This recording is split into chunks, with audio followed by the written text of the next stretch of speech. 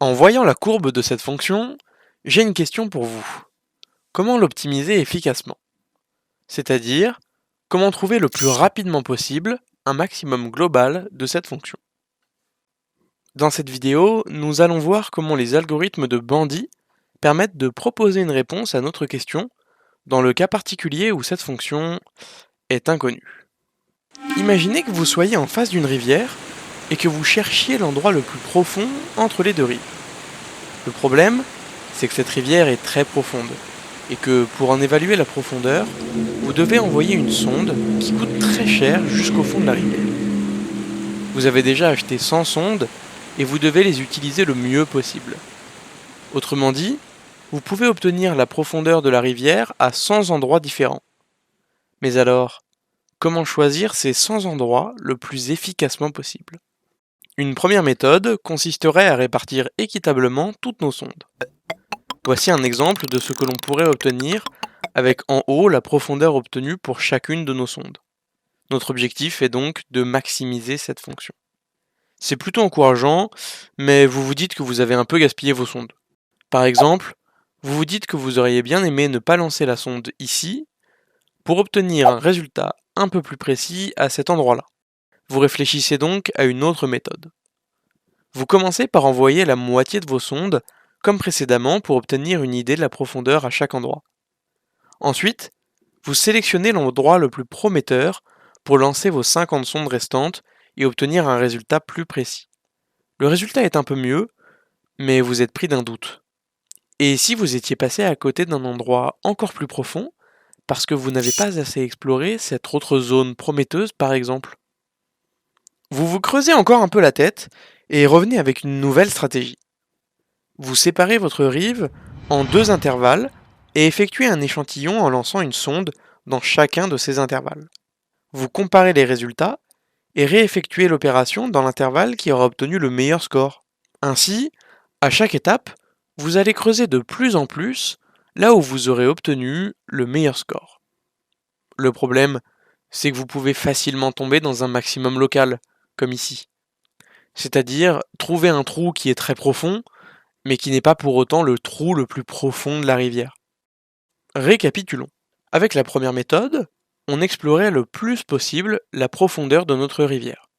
Cela avait l'avantage de donner une bonne idée de la profondeur à chaque endroit, mais le désavantage de gaspiller quelques sondes.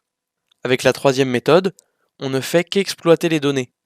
Le problème, c'est qu'on manque d'exploration, et donc la profondeur maximale que l'on va trouver n'est peut-être pas la vraie profondeur maximale de notre rivière. Tout l'enjeu est d'équilibrer la balance entre exploration et exploitation. Dans la méthode 2, on avait déjà commencé à équilibrer la balance, mais cette méthode manquait de cadre et de structure. Je pense qu'il est maintenant temps de présenter l'algorithme HOO pour Hierarchical Optimistic Optimization. Vous commencez comme précédemment en séparant votre intervalle en deux. Vous envoyez votre sonde au milieu des intervalles et notez la profondeur obtenue. À chaque étape, vous allez choisir l'intervalle dans lequel vous avez obtenu le meilleur score, sauf que cette fois-ci, vous ajoutez au score une marge de sécurité pour obtenir ce qu'on appelle un Upper Confidence Bound. Le score est donc décomposé en deux parties. Une première, qui caractérise la moyenne des résultats obtenus dans l'intervalle et quantifie à quel point il est intéressant d'exploiter les données. Et la seconde, qui est un paramètre d'exploration, dont la valeur est plus grande dans les intervalles que l'on n'a pas beaucoup explorés. Pour comprendre plus en détail cette marge UCB, je vous invite à visionner ma première vidéo sur les bandits. Sinon, vous pouvez simplement la considérer comme un coup de boost pour les zones que l'on n'a pas beaucoup explorées. Par exemple ici, avec les paramètres que j'ai sélectionnés, on a un coup de boost d'environ 14 pour les intervalles que l'on n'a visités qu'une seule fois, et ce coup de boost chute à environ 4 une fois que l'on a visité 10 fois l'intervalle. Revenons à notre rivière. L'intervalle de gauche ayant obtenu le meilleur score, c'est ici que nous allons lancer notre prochaine sonde. Pour cela, nous séparons notre intervalle en deux et choisissons au hasard un des deux intervalles pour effectuer notre prochain échantillon. Ensuite, on met à jour les scores de tous nos intervalles. L'intervalle le plus petit, dans lequel nous venons d'effectuer notre échantillon, a une marge UCB de 14, puisque nous n'avons effectué qu'un seul échantillon dans cet intervalle-là. Le paramètre d'exploitation est lui égal au résultat que nous venons d'obtenir.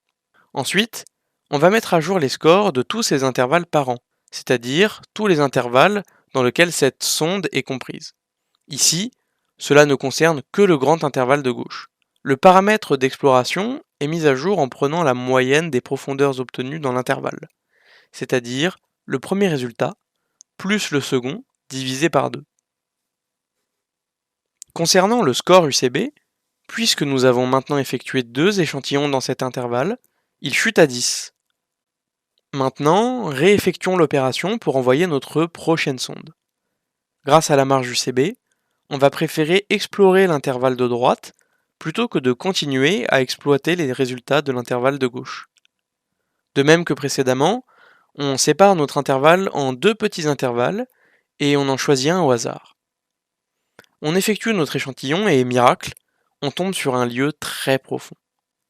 On met à jour les scores et réeffectue l'opération pour savoir dans quel intervalle nous allons envoyer notre prochaine sonde.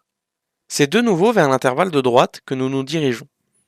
Ensuite, on se retrouve entre un intervalle que l'on n'a pas encore exploré et l'autre intervalle dont nous avons déjà obtenu un score.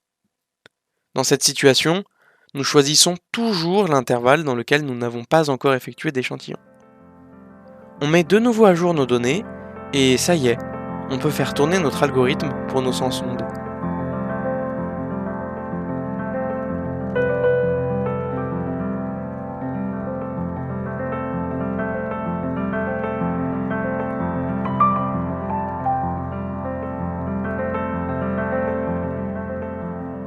Avant de vous quitter, j'aimerais simplement revenir sur quelques éléments de simplification que j'ai réalisés dans cette vidéo pour vulgariser et donner une intuition à cet algorithme.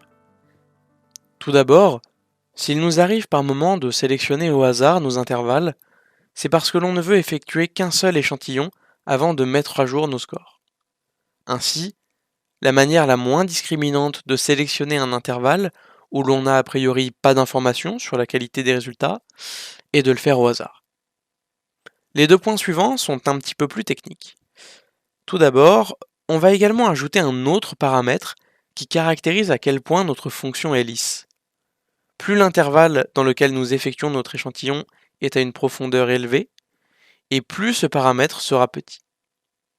Enfin, le score calculé pour chacun de nos intervalles est un petit peu plus complexe, puisque l'on va prendre le minimum entre le score actuel et le plus grand des scores entre ces 2 intervalles enfants. En prenant cette valeur, on a une marge de confiance un peu plus petite, et donc on minimise un peu plus l'exploration quand les enfants n'ont pas obtenu de bons scores. En plus, en considérant le paramètre que l'on vient d'ajouter, on favorise l'exploration dans des grands intervalles. J'espère que cette vidéo vous a plu, et si vous souhaitez plus d'informations, je vous invite à lire le papier de recherche dont le lien est en description. La compréhension des algorithmes de HOO est un grand pas en avant de comprendre la Monte Carlo Tree Search, qui nous sera essentielle pour comprendre comment DeepMind a conçu son algorithme qui bat n'importe quel joueur humain au jeu de Go.